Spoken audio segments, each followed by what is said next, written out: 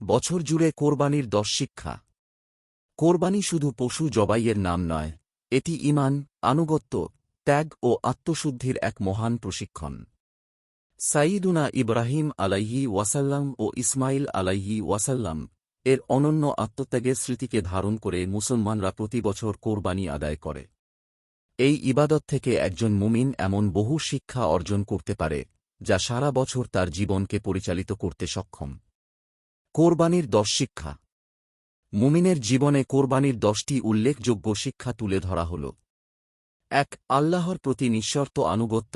ইব্রাহিম আলাইহি ওয়াসাল্লাম স্বপ্নে আল্লাহর আদেশ লাভ করার পর সবচেয়ে প্রিয় বস্তু হিসেবে ছেলেকে কোরবানি করার জন্য প্রস্তুত হয়েছিলেন এবং ছেলে ইসমাইল আলাইহি ওয়াসাল্লাম ও সেই আদেশের প্রতি আনুগত্য প্রদর্শন করেছিলেন। এটি শেখায় আল্লাহর বিধান নিজের ইচ্ছা, স্বার্থ, আবেগ, এমনকি জীবনের ঊর্ধ্বে স্থান পাওয়া উচিত। পবিত্র কোরআনে ইরশাদ হয়েছে, অতঃপর যখন সে, ইসমাইল, তার পিতার সঙ্গে চলাফেরার বয়সে পৌঁছল, তখন ইব্রাহিম বললেন, হে আমার পুত্র, আমি স্বপ্নে দেখছি যে আমি তোমাকে জবাই করছি। এখন তোমার মতামত কি? সে বলল, হে আমার পিতা, আপনাকে যা আদেশ করা হয়েছে তাই করুন। আল্লাহর ইচ্ছায় আপনি আমাকে ধৈর্যশীল পাবেন। সূরা সাফফাত আয়াত 102। 2. ত্যাগের মানসিকতা গড়ে তোলা। কোরবানি মুমিনকে শেখায় জীবনের বড় অর্জনের জন্য ছোট বড় ত্যাগ স্বীকার করতে হয়। ব্যক্তিগত স্বার্থের চেয়ে আল্লাহর সন্তুষ্টিকে প্রাধান্য দেওয়াই প্রকৃত সাফল্য। আল্লাহ বলেন, তোমরা কখনো কল্যাণ লাভ করতে পারবে না, যতক্ষণ না তোমরা তোমাদের প্রিয় বস্তু থেকে ব্যয় করো। সূরা আলে ইমরান আয়াত 92। 3. তাকওয়া অর্জন। কোরবানি মুমিনের অন্তরে আল্লাহর ভালোবাসা ও ভীতি তৈরি করে, তার অন্তর জগতের মোহ থেকে পবিত্র করে। কোরবানি ওয়াজিব হওয়ার উদ্দেশ্য এটা। পবিত্র কোরআনে ইরশাদ হয়েছে, আল্লাহর কাছে তাদের গোশত ও রক্ত পৌঁছে না, বরং পৌঁছে তোমাদের তাকওয়া। সূরা হজ আয়াত 37। 4. সম্পদের মোহ থেকে মুক্তি লাভ। কোরবানি মানুষকে পার্থিব জীবনের মোহ থেকে, বিশেষ করে সম্পদের মোহ থেকে মুক্ত হতে সাহায্য করে। কেননা পশু মানুষের অত্যন্ত প্রিয় সম্পদগুলোর একটি। আবু হুরায়রা রাদিয়াল্লাহু আনহু থেকে বর্ণিত, এক ব্যক্তি নবী সাল্লাল্লাহু আলাইহি ওয়াসাল্লাম এর কাছে এসে বলল, হে আল্লাহর রাসূল, কোন দান সওয়াবের দিক দিয়ে বড়? তিনি বললেন, তোমার সে সময়ের দান করা যখন তুমি সুস্থ থাকবে, মালের লোভ অন্তরে থাকবে, তুমি দরিদ্রতার ভয় করবে এবং ধনদৌলতের আশা রাখবে। আর তুমি দান করতে বিলম্ব করো না। পরিশেষে যখন তোমার প্রাণ কণ্ঠাগত হবে, তখন বলবে, অমুকের জন্য এত, অমুকের জন্য এত, অথচ তা অমুকের উত্তরাধিকারীর হয়েই গেছে। সহিহ বুখারী হাদিস 1419। 5. আত্মকেন্দ্রিকতা পরিহার। কোরবানির গোশত আত্মীয় স্বজন, প্রতিবেশী ও দরিদ্রদের মধ্যে বণ্টন করা হয়। এর মাধ্যমে মানুষ ভাগাভাগি, সহমর্মিতা ও সামাজিক দায়িত্ববোধের শিক্ষা লাভ করে। অতঃপর তোমরা তা থেকে খাও এবং অভাবগ্রস্ত ও দরিদ্রকে খাওয়াও। সূরা হজ আয়াত 28। 6. ধৈর্য ও আত্মসংযমের চর্চা। ইব্রাহিম আলাইহি ওয়াসাল্লাম ও ইসমাইল আলাইহি ওয়াসাল্লামের ঘটনা ধৈর্য, দৃঢ়তা ও আত্মনিয়ন্ত্রণের উজ্জ্বল দৃষ্টান্ত।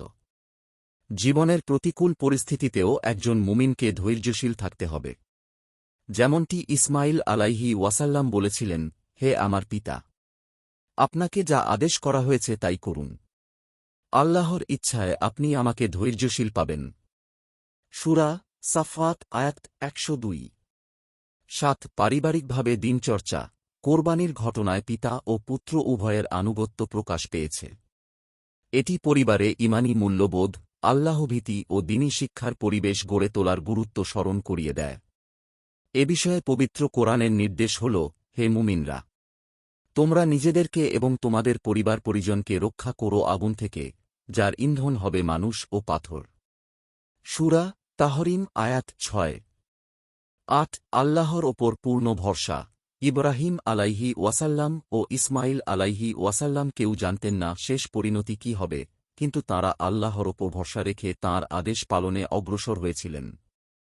কোরবানি মুমিনকে শেখায় যে কঠিন পরিস্থিতিতেও রবের ফয়সালার ওপর আস্থা রাখতে হবে। প্রতিদান হিসেবে আল্লাহ তাদেরকে ঈমানের পরীক্ষায় উত্তীর্ণ করেন এবং পরবর্তীদের জন্য অনুসরণীয় করে রাখেন। যখন তারা উভয়ে আনুগত্য প্রকাশ করল এবং ইব্রাহিম তার পুত্রকে কাত করে শোয়াল, তখন আমি তাকে আহ্বান করে বললাম, হে ইব্রাহিম, তুমি স্বপ্নাদেশ সত্যই পালন করলে।